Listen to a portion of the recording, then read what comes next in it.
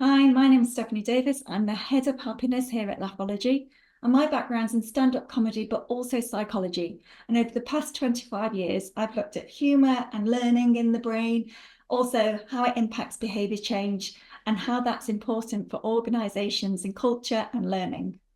So I'm going to talk to you a little bit about what I call sticky learning, why it's important, how it works, but also what we can do about it. And to introduce that, I just want to talk a little bit about how we see the world. So every situation that's presented to us creates a thought process, which creates a feeling and an action or a reaction.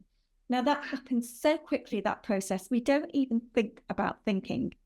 And what happens in that process is that situation and the thought that we think is linked to that situation isn't really. Generally, it's based on our beliefs, values, and memories or past experiences. And we're using that to project that onto their situation, which creates a feeling, might be based on the past, and an action or a reaction. I'll give you an example of this. How many of you have ever met somebody for the very first time? You start chatting to them, the mannerisms remind you of someone from the past, and all of a sudden in your head you think, I don't like you.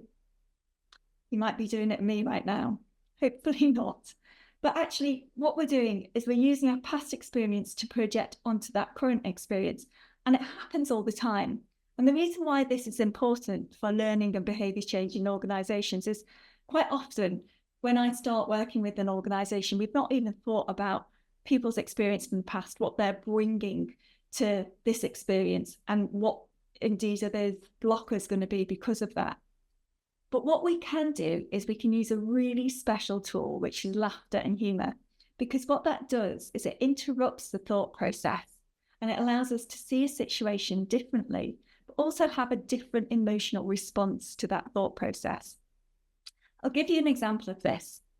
So I've worked on many culture change programs and values programs in organisations. And people come into those programs, they come into seminars saying things like, been here before, done this before, heard this before. You've got a blocker up straight away. So before you've even started talking about culture or values, you've got blockers up.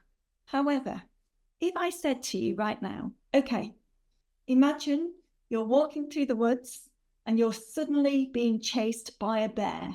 You're with your friend. Is it fair that you should run faster than your friend? Discuss.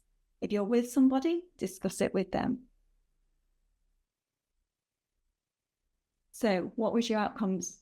How many of you said, yeah, throw them to the bear, that's fine? How many of you said, I can't run, I'd trip them up? How many of you said, no, I'd really support them?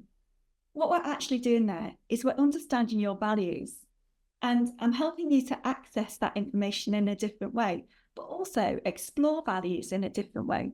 And hopefully, when I said that, you might have had a reaction that was either or ah or ooh or Any one of those emotional reactions creates a different emotional response and that link to that information. And we connect to that information differently. And what we do when we connect to information in a fun way, it produces some beautiful neurochemicals called, can anyone tell me? So if you had dopamine, oxytocin, serotonin, and endorphins, you'd be right. And the way they work is that's what creates sticky learning in the brain.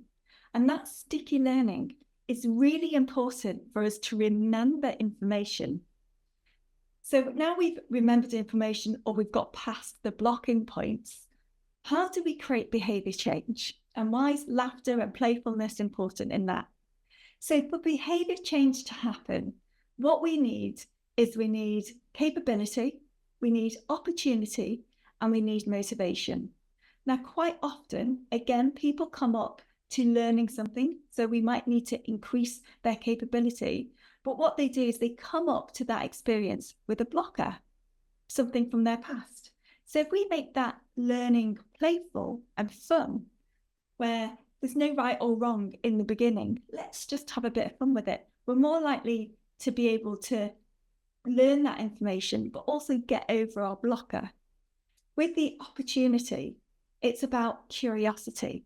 So an opportunity might be given to us. We might have the physical opportunity, but also the important thing there is the peer opportunity. And what I mean by that is we're more likely to learn when we've got peers around us, when we create an environment that's opportunistic for learning, but also behaviour change. And when we have fun with our peers, we're more likely to say, well, actually, this environment I like to be in, it's more conducive to where I want to be, and I'm more likely to change my behaviour because my peer is doing it as well.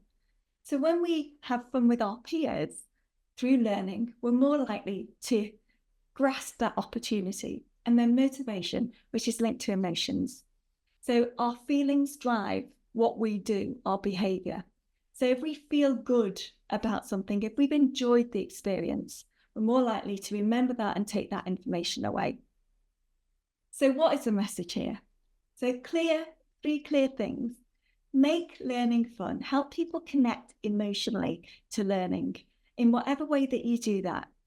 We've got loads of top tips at Laughology. So join us on our website or give us a call and have a chat to us about that. But also, greater learning connections and behaviour change happens when we're with peers. So get people together having fun. And how we do that is through activities, through storytelling, but just thinking a little bit differently about the messages that you're giving and how you're giving those messages.